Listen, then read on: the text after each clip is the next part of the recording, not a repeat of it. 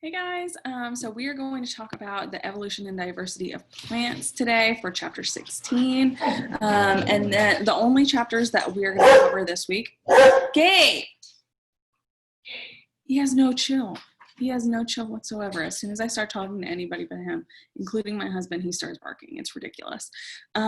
So the only chapters we're covering this week are going to be chapter 16 about plant evolution and diversity, and then chapter 17, which is all about animal diversity. So let's get started. I'm going to share my screen for chapter 16 and we can get going. All right, so we're on chapter 16. We're going to learn all about plant diversity and plant evolution. So plants arose about 475 million years ago, and there are a bunch of evolutionary events that gave rise to different types of plants, okay? So including the origins of vascular tissue. This is going to be tissue that allows plants to transport nutrients, whether it's water and minerals from the roots or whether it's sugars from the leaves down to the roots and throughout the plant. Pollen and seeds. So these are different mechanisms of reproduction, right? And then flowers as well. Fruits and flowers are going to be another major historical event in the evolutionary history of plants. So we'll talk about all of those individually. The presence or absence of these characters defines each plant group. And we are going to talk, and so we can see, so plants moved onto land 475 million years ago. Now, just because we have land plants at 475 million years ago doesn't mean that we had the diversity of plants that you see today at all. So even though these plants had moved onto land, that these plants did not have vascular tissue, did not have pollen or seeds, did not have flowers or fruits. So in essence, these plants were very limited in their habitats. They had to be in really moist, wet environments because they constantly needed those nutrients. They had no mechanism of storing or sending those nutrients to different parts of the plant. So 475 million years ago, plants looked a whole lot different than today. Then 400 million years ago, you had that vascular tissue that arose. 100 million years later, at 300 million years ago, you got pollen and seeds. And then 130 million years ago, we've got our flowering plants with our fruits and our flowers. So here's our phylogeny of your different plant groups, of your different land plant groups, because of course, there are tons of plants that are not land plants that live in the oceans or in lakes or are in rivers and things like that. They're aquatic plants. So you've got land plants, and then you have the presence or absence of vascular tissue, seeds, flowers, and fruits.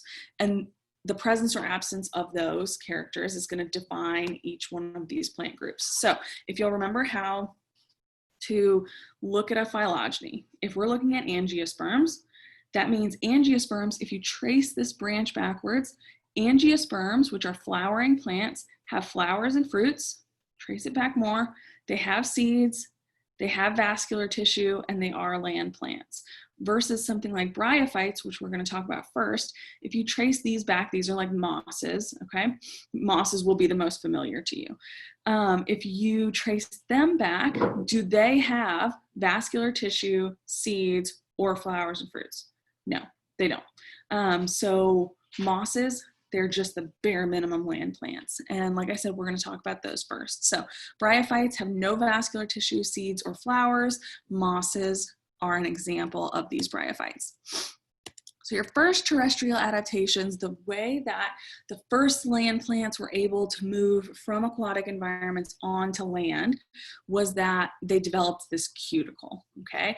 And you know what a cuticle is. You might not know the word for it, but have you ever picked up like different types of leaves, right? If you pick up, say, a magnolia leaf, what does a magnolia leaf feel like? It feels like, well, I'm gonna stay. it feels like waxy, right? That's because this is the waxy covering to keep that leaf from drying out, to keep the plant from drying out. That's called the cuticle. So these first land plants developed this cuticle that prevented them from drying out, but they did not have the vascular tissue that would have allowed them to send nutrients all over the plant. So they had to be really low to the ground, all in contact with water and with the nutrients that they needed. So they were mostly on the ground floor, or they were, you know, sort of on trees and things, but they had to have access to the nutrients they needed, even if they had that cuticle that prevented them from drying out. Another adaptation for the first land plants is called the gametangium. So the gametangium, this is basically a way that these first land plants were able to reproduce without the eggs drying out, okay? So you have this egg, and then it has this protective layer of cells surrounding this wet chamber where the gametes develop. So no matter what the environment was like outside, if you had that, if you had the gametes, that egg within the gametangium, it was going to remain healthy, it was going to remain protected.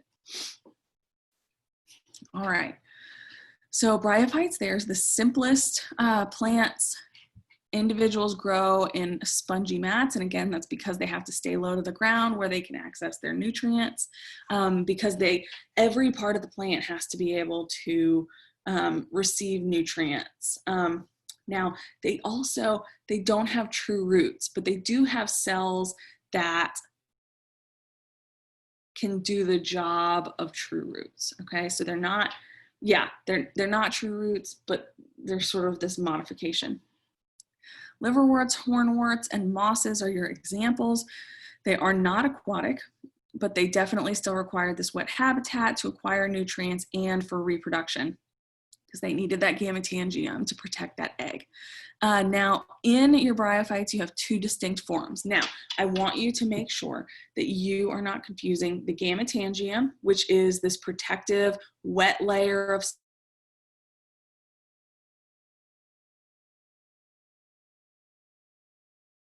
surrounding the egg. Gametangium is for reproduction. Sorry, it says my internet, hold on. It says my internet was unstable, so I'm just gonna repeat that. Gametangium, protective layer of cells that is going to protect the egg. Here, with the sporophyte and gametophyte, you have two forms of this plant. One is reproductive and one is like just vegetative, okay? So two forms of this plant, your gametophyte,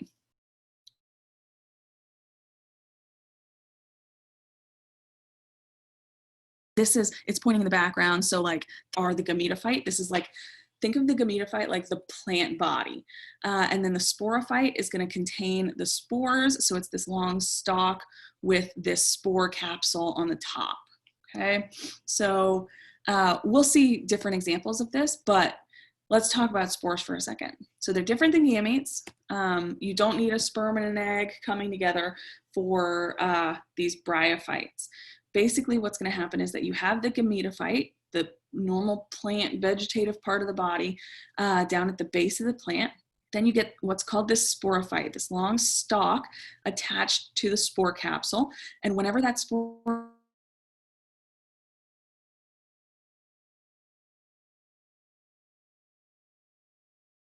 is ready, whenever spores everywhere.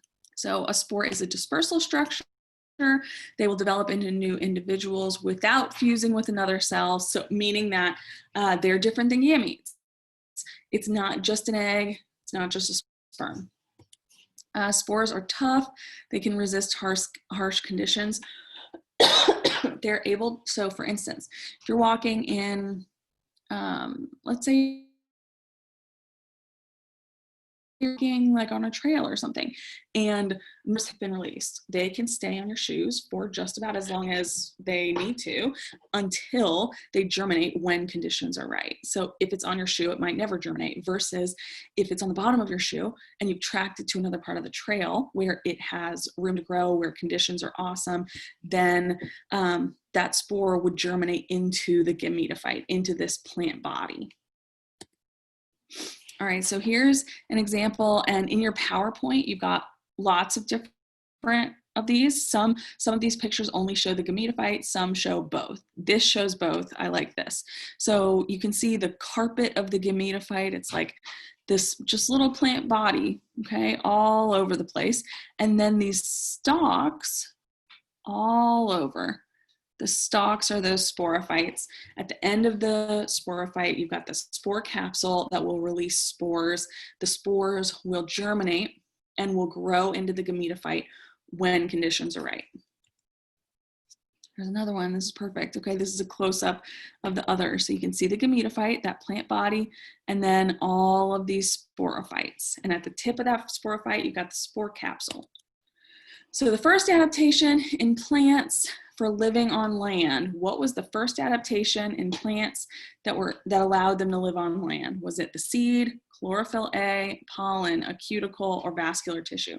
Well, you know that bryophytes, okay, first of all, chlorophyll is not unique to land plants. Okay, so that's not something that was an adaptation allowing them to live on land. And you know that gametophyte, or excuse me, can you stop? I'm trying to lecture, excuse me. That bryophytes, they don't have seeds, they don't have pollen, and they don't have vascular tissue. So your answer is a cuticle. That was the waxy layer preventing water loss. All right, so our next different plant group are called the seedless vascular plants. Okay, these are going to be like ferns, also club mosses, horsetails, lots of ferns. I want you to think mosses for bryophytes, ferns for seedless vascular plants. So if you go backwards, if you trace this clade backwards, all these branches, you can see, okay, they share vascular tissue and they are land plants. But do these branches and will these organisms have seeds? No, seeds came about after the seedless vascular plants came about. Do they have flowers and fruits? Chill. No, they don't have flowers and fruits. Gabe, oh my God, you're driving me fucking nuts. I love you, please leave me alone. Have them in a, first it was Koopy, now it's Gabe. Okay, it's the weekend. We're both home today. They're just being crazy. All right, so the origin of vascular tissue allowed the plants to grow taller. So instead of them being like flush with the ground floor, instead of them having to, instead of them having to be in these really moist environments, now they have this vascular tissue that allowed them to transport water and transport nutrients to different parts of the plant. That also meant that they could grow taller, they could grow towards the light, they could outcompete other plants because they have this vascular tissue. All right, so two types of vascular tissue are going to be your xylem and phloem. Your phloem transports sugars from the leaves through the plant body, and your xylem transports water from these roots up to the rest of the plant body. So you can see the roots down here, transports water up and throughout this plant. Sugars, which you're getting from photosynthesis, are transported from the leaves through the stem, through this plant body. So like we said, vascular tissue is going to transport this water and nutrients. That's why these plants were able to outcompete other plants. This is a key adaptation. They were allowed to grow taller and reach new heights, reach new types of nutrients. Okay. Now also in the xylem, so you've got these two different types of vascular tissue, the phloem and then the xylem down here. The xylem transports water, and the xylem walls have lignin. Okay, so lignin in xylem wall supports plants, meaning that because you had this structural support now, they could actually grow tall. They could physically grow taller without like collapsing on itself. So that's from that lignin.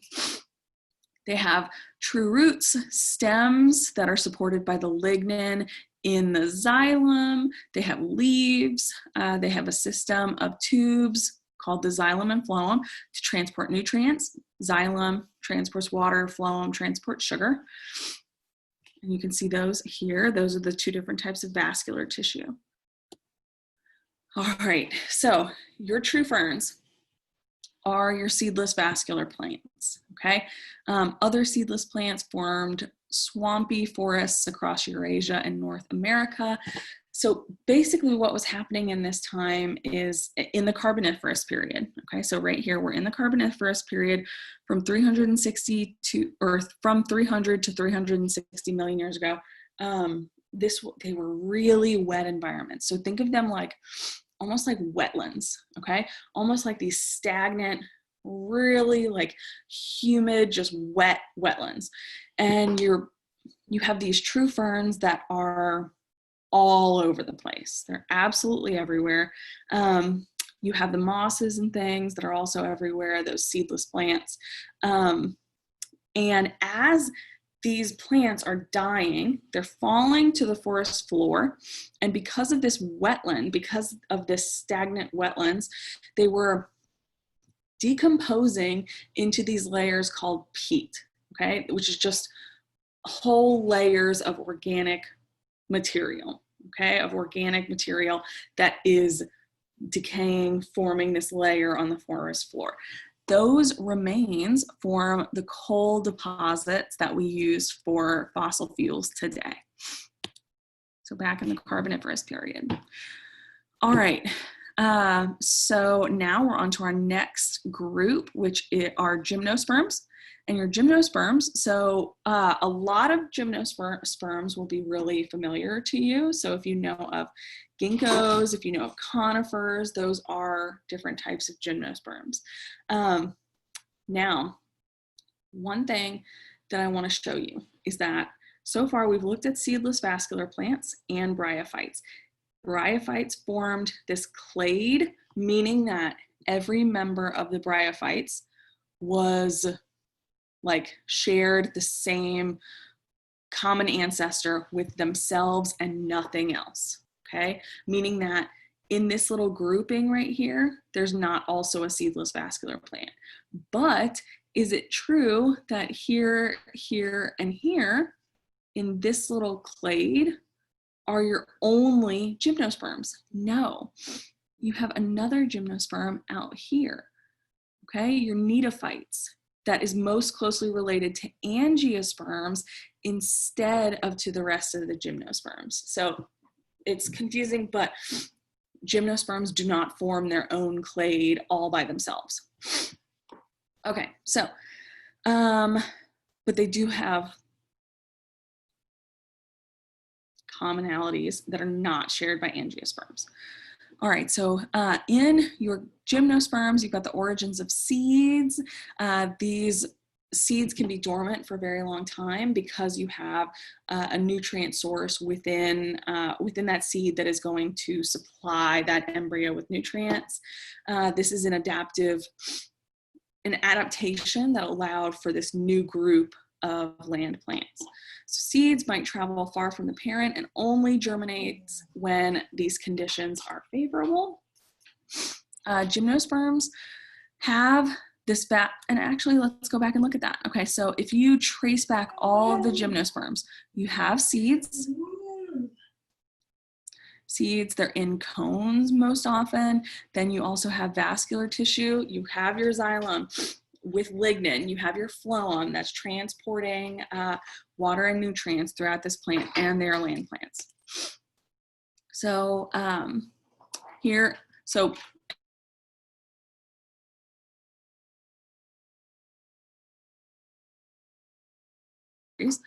is your pine scales, and inside of those scales, hold on, it says internet.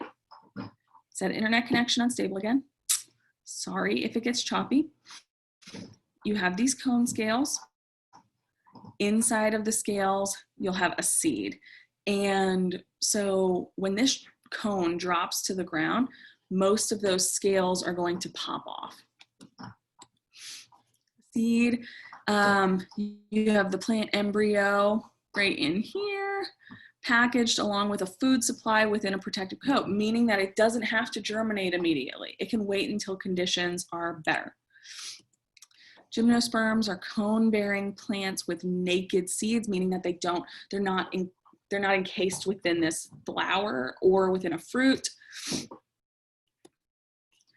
Appeared at the end of the Carboniferous period. So we talked about the Carboniferous period from 300 million years ago to 360 million years ago was a really wet period. And that's when these seedless vascular plants were really dominating the landscape. But at the end of the Carboniferous period, it's a drier, colder climate, which made a great environment for these gymnosperms and a not so great environment for the true ferns, for instance. So the complete life cycle was on dry land, and they withstood these long winters, which was great for the end of that Carboniferous period. Most gymnosperms are these woody trees or shrubs. I'm sure that you are familiar with lots of different conifers and with ginkgos, cycads, things like that.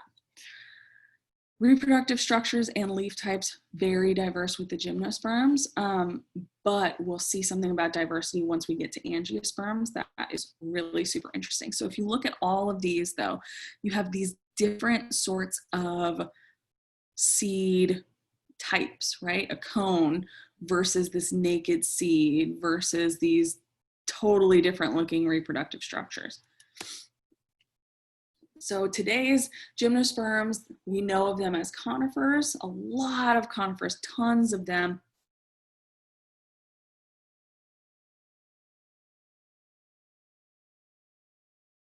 They actually make up in North America, Northern Eurasia. So most of them are going to be evergreens, meaning that they will keep their leaves all year round. They're going to be green. Examples of these conifers are going to be pine trees, firs, spruce, juniper trees, cedar, redwood, cypress trees. And mostly in our economy, these conifers are excellent, excellent, excellent, and widely used for lumber and wood pulp, okay? Widely used for their lumber. Now, okay, some conifers, like sequoias and redwoods, they are magnificent, okay? Redwoods and giant sequoias like this in California, they can grow up to 400 feet tall, up to 400 feet tall. And then you also have this bristlecone pines. Bristlecone pine trees are so crazy. They don't grow to be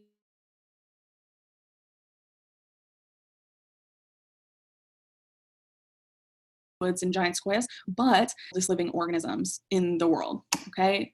The oldest organisms alive. It is 4,600 years old, and her name is Methuselah. Okay, so basically being able to live on land, having this vascular tissue, being able to produce seeds, it allows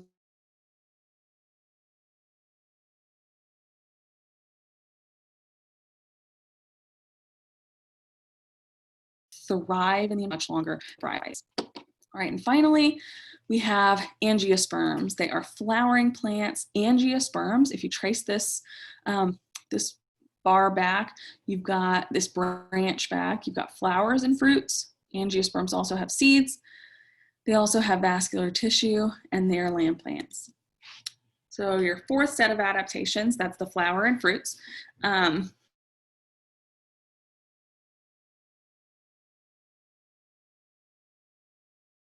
Which is a seed in stone or having a naked seed. It's within a flower or a fruit. Okay, so enclosed in an ovary, which will be the fruit, and it facilitates dispersal. The flowers that you only see in angiosperms are going to be awesome for sexual reproduction. This is where you have pollinators helping plants reproduce among themselves. They're the most successful of all percent of our modern plant species are angiosperms. So you have 250,000 species, named species, versus 700 for gymnosperms. Okay, so a huge difference, 700 gymnosperms versus 250,000 species of angiosperms. And a huge part of that is because of the pollinators. Pollinators drive diversity of angiosperms. So flowers and associated structures, they draw the attention of animals, which will facilitate this pollination and also the seed dispersal. Okay. The fruit, we actually went over the fruit, so I'm not gonna harp on this for very long, but guys, it's a mature ovary. So remember, in your flower, at the base, mostly at the base, you have this ovary, which when it's pollinated, it is going to grow and mature. You lose those petals, and then you get this fruit, okay? Facilitates dispersal away from the parent, which is a great thing. So flowers or plants in general, they can attract different pollinators with their scent, with their color, with their colors of fruits versus colors of their flowers, for instance. Or they can just have like burrs, for instance, that will stick to fur. They can have wind dispersal and things like that. If you have a berry and something eats that berry, well, what's going to happen is that they've eaten the fruit along with the seed. They'll poop out that seed later, and then that seed will be able to germinate and grow into a new plant. Most angiosperms depend on animals for pollination, whether it is insects or bats or bees or hummingbirds or butterflies or like whatever it is, okay? Most angiosperms depend on animals. Pollinators have the same relationship. So not only are angiosperms dependent on animals for pollination and seed dispersal, but also the pollinators a lot of times are going to just as much rely on these plants for their food, okay? Now, so this is gonna be called coevolution, where a plant gets better suited to serve a particular pollinator, and then that pollinator comes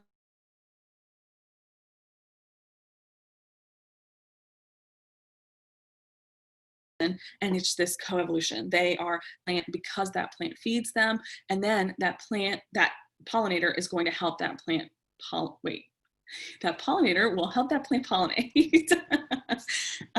And so in gymnosperms, guys, we talked about how they are widely used for their lumber. Okay, your conifers used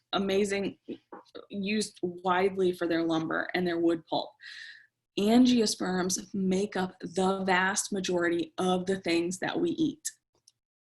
Make up the vast majority.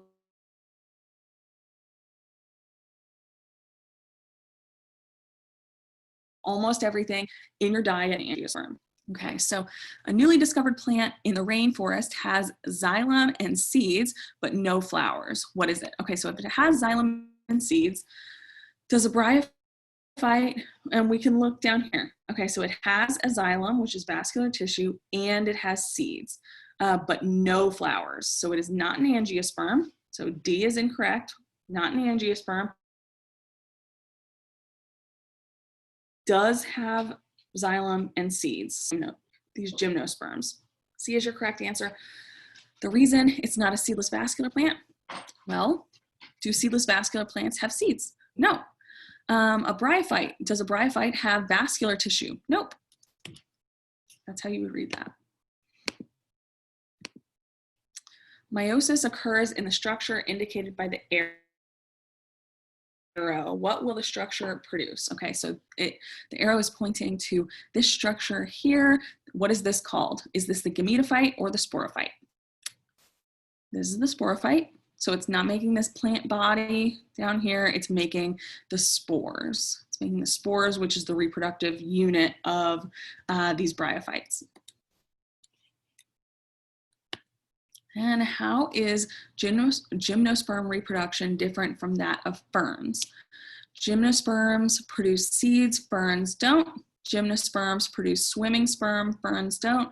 Gymnosperms produce zygotes, ferns don't. Okay, well, we know that ferns are seedless vascular plants, so they do not produce seeds. So A is your correct answer. And if you need help with that, look, just go back to that phylogeny. Okay, guys, that was all of chapter 16. I'm gonna record some of chapter 17 today too. So yeah, y'all just have a great day and let me know if you have any questions. Bye.